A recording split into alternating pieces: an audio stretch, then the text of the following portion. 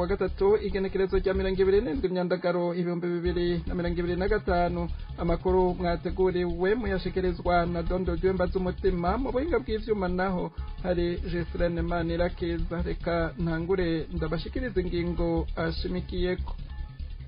Abanyagihugu baba hafi y'isoko rya Kamenge mu gisagara ca Bujumbura barambuwe uburenganzira bwo kuruhuka.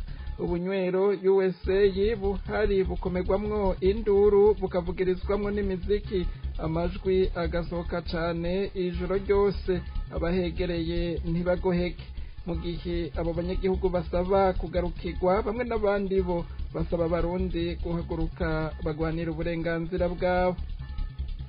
Abanyagihugu babandanya kugandagurwa atacamira turababwira ivy'urupfu rw'umugabo ashikana imyaka 60 yatowe ikiziga mu ruzi ruvyironza Igitega. Hari n'ayandi mu kanya nido ariko mu mpera murakurikirana ikiganiro iganuke kazi. Ndongeye kubaramutsa.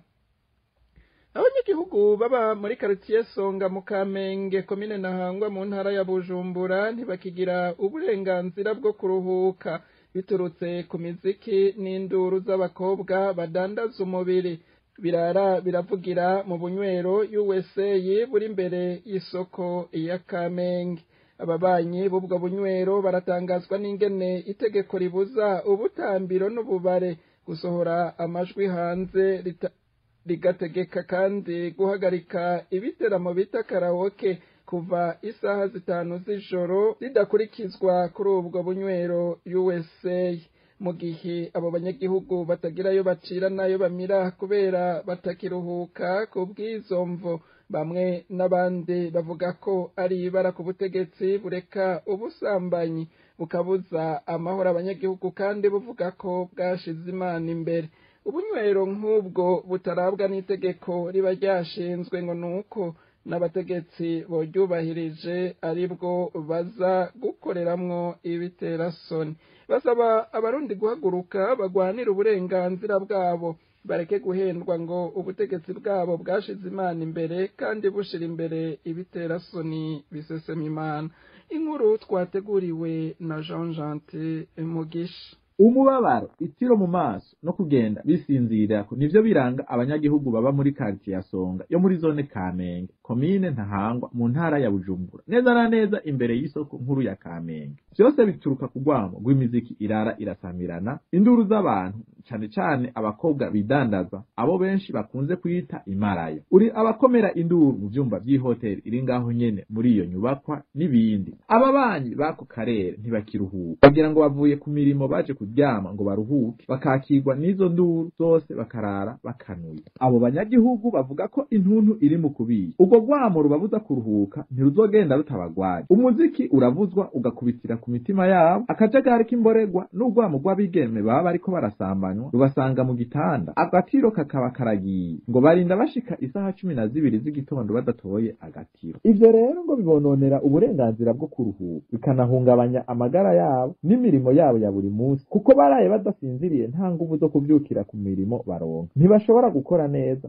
bafise uburuhe n'itiro. Abana mu gihe c'ishure baraye barahangana n'ivyo bibazo ntibiga neza. Mw'ishure baguma bisinzirirako. Ubwo gwamo kandi rukwegera abana begereye ubwo bunywero mu busambanyi. Abo banyagihugu basaba abajejwe intwaro kubagarukira kuko badakoze bihungabanya ubuzima bwabo kandi bigasubiza inyuma n'iterambere ry'igihugu. Ivyo biruko mu gihe haciye imyaka 2 ubutegetsi busohoye itegeko ribuza ububare n'ubutambiro gusohora amajwi hanze kandi rikabutegeka kuba bwamaze guhagarika ibiteramo vyitwa karaoke kuva isaha 5 z'ijoro. Abo banyagihugu bagereye ako kabare baribaza impamvu abajejwe intwaro badakurikirana ivy'ubwo bunywero bikabasiga aho amategeko yoba akora ahandi ariko ageze kuri ako kabare agaca yibagirwa.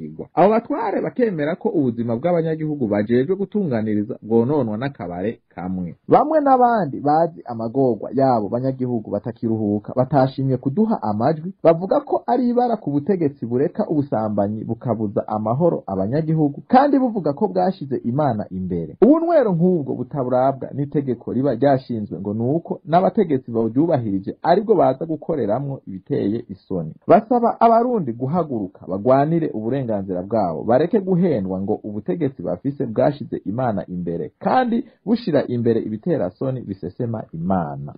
Abanyagihugu baguma bagandagurwa ku munsi wa gatandatu w'indwi iheze igenekerezo rya 2023 Myandagaro 2025 ikiziga c'umugabo w'imyaka ishika 60 catowe mu ruzi Ruvyironza mu gice co ku mutumba Jugwe zone Bukoro komine Gishubi mu ntara ya Gitega. Uwo yatowe ikiziga yamenyekanye nka Matiyasi Mfekurera yaturuka ku mutumba Gasagara zone Makebuko aho nyene mu ntara ya Gitega. Kubwa babibonye ico kiziga cari kimaze kureremba hejuru y'amazi kandi cariko ibimenyetso vy'uko kiriko kirabora uwo munsi gitogwa kikaba caciye gihambwa. Imvo z'ubwo rupfu zikaba zitaramenyekana. Haraheze amezi atari make abanyagihugu bita intara ya Gitega ko ari intara y'akaburi kubera ibiziga vy'amavyatowe mu bice bitandukanye. Ababikurikiranira hafi bo muri ako karere n'abaharanira agateka ka zina muntu babandanya basaba amatohoza yigenga kugira umuco kuri ubwo bwicanyi uboneke, ariko gushika ubu nta kirakorwa. Bamwe n'abandi bavuga ko abarundi baruhijwe no kwama bicwa kamwe kamwe atacamira. Intwaro ikingira ubuzima bw'abanyagihugu ngo irakwiye gushigwaho n'abarundi ubwabo. Nyuma y'ingwano ikaze hagati y'abasirikare ba Kongo n'abawazarendo biturutse ku kuntu buri ruhande rushaka kugenzura umupaka wa Kavimvira uhuza Kongo n'u Burundi winjirana mu Gatumba ku ruhande rw'u Burundi, abantu 6 muri iyo migwi yose yatanye mu mitwe barahasize ubuzima. Vyabaye kuri uyu wa mbere igenekerezo rya 2025 no kuwa kabiri igenekerezo rya 2026 Myandagaro 2025.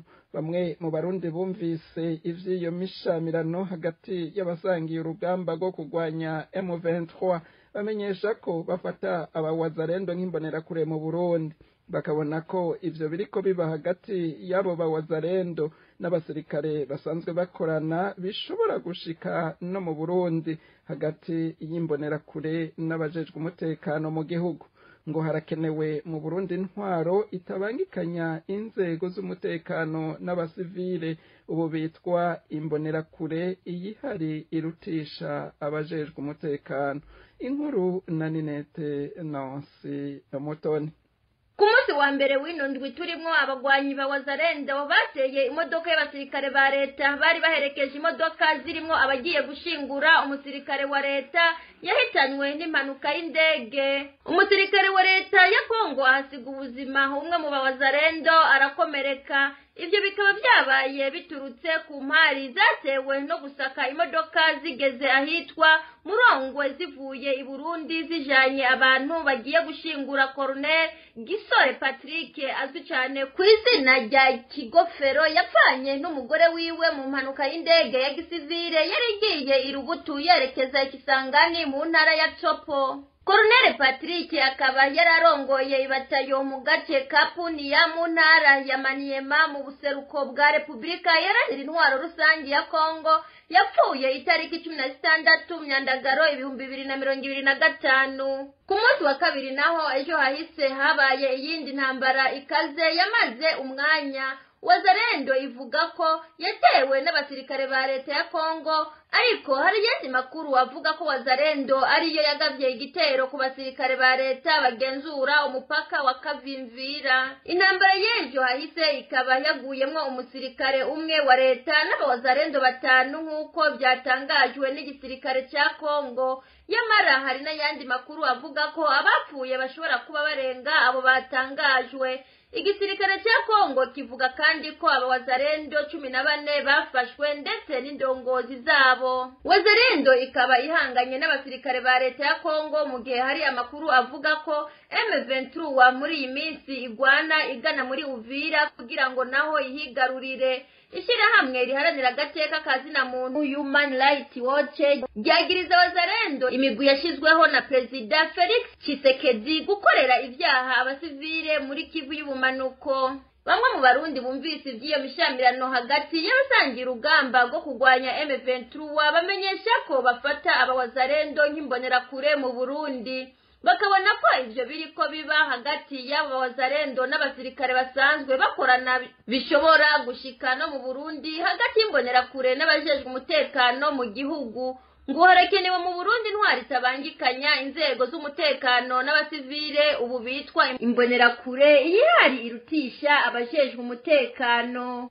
Aho nyene muri Kongo Ibukavu umusore w'imyaka 20 ava mu muryango w'abanyamurenge yarapfuye kuri uyu wa mbere igenekerezo rya 25 Myandagaro aho yari amaze iminsi agwaye inyuma yo gukubitwa n'abasirikare b'u Burundi bakorera muri groupement ya Bijombo territoire ya Uvira muri Kivu y'ubumanuko. Uwo yapfuye na mugenzi we bakubiswe n'abasirikare b'u Burundi kuwa 19 Myandagaro baragiye inka bakubitwa n'abasirikare b'abarundi bari bavuye ahitwa Muramvyi. Urupfu rw'uwo muyabaga rukaba rwarababaje benshi mu banyamurenge. Bamwe mu Barundi bo ntibatahura icajanye abo basirikare muri Kongo ngo nimba bagiye guhuragura amahiri abanyagihugu biragiriye inka ngo nibatahuke basubire mu gihugu. Mu buhinga bw'ivyuma babanze batumirira amate inyuma y'akanya gato duce dutandukira igice ca nyuma gihariwe ikiganiro. Nkuko musanzwe mubimenyereye kuri uyu munsi wa gatatu hari ikiganiro Iganuke kikaba gishimikira ku ijambo ry'Imana riri mu gitabo ca mbere ca Samueli ikigabane ca 14 umurongo wa 25 gushika ku wa 30 no kuva ku murongo wa 23 gushika ku murongo wa 45 kikaba gishikirizwa na Pastor Janvier Uwizeye mu gikurikirana. Kunzi bakino kiganiro Iganuke turongeye kubaramutsaho muri hose amahoro y'Imana bane namwe abari mu Burundi n'abari mu bihugu bitandukanye. Turabaramukije turabashimiye kuntu mukunde ibiganiro bya radio Haguruka haba na kino kiganiro bwaco Iganuke. Turabifurije amahoro y'Imana aho muri hose abari mu bibazo mwihangane ico gituma hari kino kiganiro Iganuke. Ngira ngo ijambo Iganuke mu rurimi rw'ikirundi ni nk'inkuru nziza. Iyo umuntu ari mu kibazo bakamubwira ngo baramuzaniye Iganuke bari inkuru nziza, inkuru y'ihumure. Rero hano kuri radio Haguruka dushima Imana kubwa kino kiganiro Iganuke aho Imana biciye mu ijambo ryayo ituzanira Iganuke ku bari mu bibazo bitandukanye ku gihugu no ku Barundi muri rusanga aho baba bari hose. Rero no munsi nkuko musanzwe bimenyereye ikiganiro Iganuke gisanzwe gishingiye ku majambo y'Imana dusoma muri Bibiliya. Uno munsi twaba tugiye gusangira amajambo y'Imana dusoma mu gitabo ca mbere ca Samueli canke Samueli wa mbere. Turaza gusoma mu gice ca 14 turaza gusoma umurongo wa 25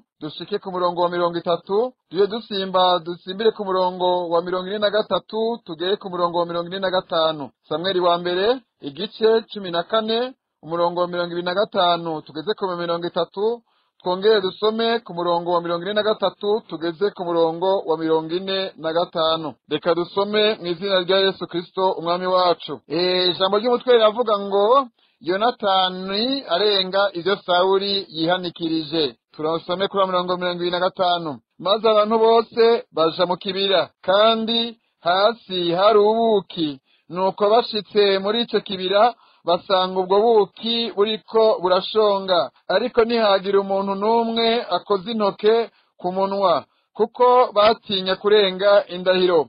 Ariko Yonatani we igihe se yarahize abantu ntiyumva, niko gutuma inkoni yitwaje akayikoza ku mutsama w'ubuki agashira mu kanwa, akajisho kakagaruka. Maze umwe muri abo bantu aramubarira aterega so yihanikirije abantu arabarahiza ngo haravumwe umuntu aza kugira ico tamira uyu munsi, kandi abantu bari badendebukiwe. Maze Yonatani aramwishura ati data yagiriye abantu nabi, ehera bingenda akajisho kagarutse aho ntamiriye ku rububuki. Uyu munsi iyo aba bantu baretswe bakarya ku vyo basahuye abansi babo vyari kugenda neza, ariko noneho mu Bafilisitiya ntiyapfuye benshi cane. Reka dusimbire kuri wa murongo wa 43 tugeze ku 45. Sawuli araheza abwira Yonatani ati mbarira ico wakoze. Yonatani aramwishura ati nakojeje inkoni naye nitwaje mu mutsama w'ubuki ndumviriza, none rero ndemeye gupfa. Sawuli aramwishura ati niwagenda udapfuye ga Yonatani, Imana ibimpanire mbere birushirije. Ariko abantu babarira Sawuli bati none Yonatani yopfa kandi ariwe yahaye Abisirayeli ugutsinda kungana gutyo biragahera. Turahiye guhoraho yuko atanagashatsi na kamwe ko ku mutwe wiwe kazohara ngo gakorokere hasi, kuko ku vyabaye uyu munsi yafatanije n'Imana. Uko niko abantu bakije Yonatani ngo ntapfe, Imana yacu ihabwe icubahiro. Bakunzi muriko muradukurikirana, nk'uko muvyumvise muri ano majambo dusomye, iki ni gihe umwami Sawuli yari kahangana n'Abafilisitiya.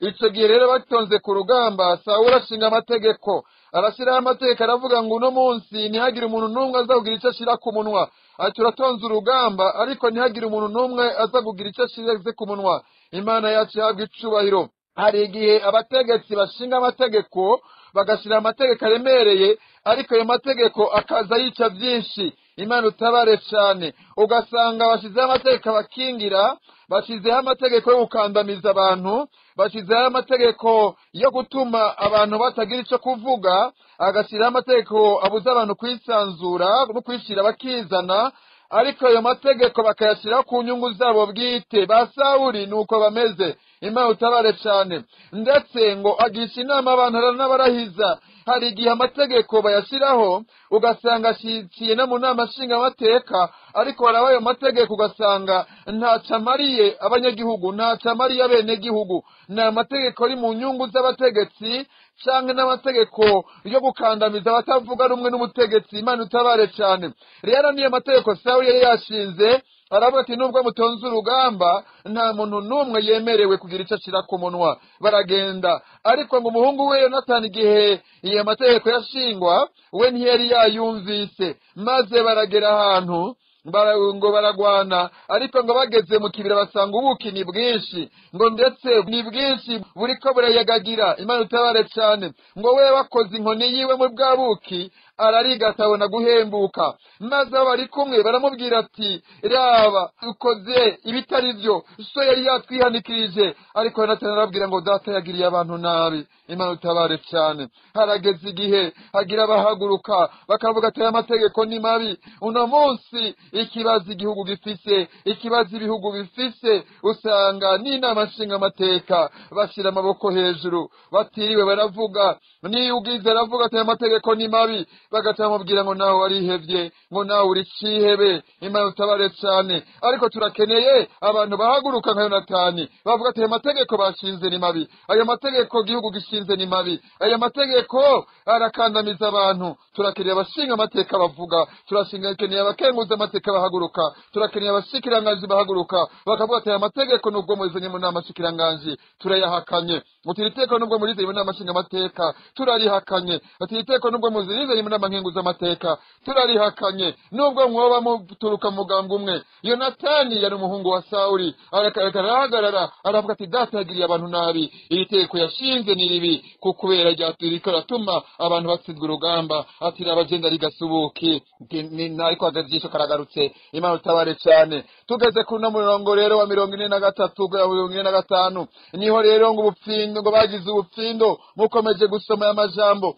bagize ubupfindo bamaze kubona ibibazo baraba ngo turabuwisha isezerano, ngo turabuwisha amategeko, ngo bararabayo. Sawuli ngo aja hamwe n'umuhungu wiwe, abandi bantu bashira kwabo, ngo ubupfindo busifata Sawuli na Yonatani. Ngo babajije hagati y'ababiri, ngo bigaragara ko Yonatani ariwe yarenze itegeko. ngo baramubaza ati Yonatani wagize iki? Ati jewe nari gasubuki, Imana utabare cane, Imana yacu ihabwa icubahiro. Hanyuma ati rero Sawuli arahaguruka aravuga ati Yonatani we urapfa nta kabuza. Yonatani aravuga ati ndashaka mpfe, ndemeye gupfa. Ariko abantu barahaguruka, Imana ihabwa icubahiro, abantu barahaguruka. Harageze ko abantu bahaguruka bakagwanira uburenganzira bwabo, harageze ko abantu bahaguruka bakiyamiriza amategeko ahonyanga agateka kazina muntu. Niyo yo kwitwa amategeko baba ati iryo tegeko riraduhonyangira uburenganzira bwacu turarihakanye. Abantu baca barahaguruka baravuga ati ntibishoboka, Yonatani ntapfa. Ati nubwo yabigenze uko baramuha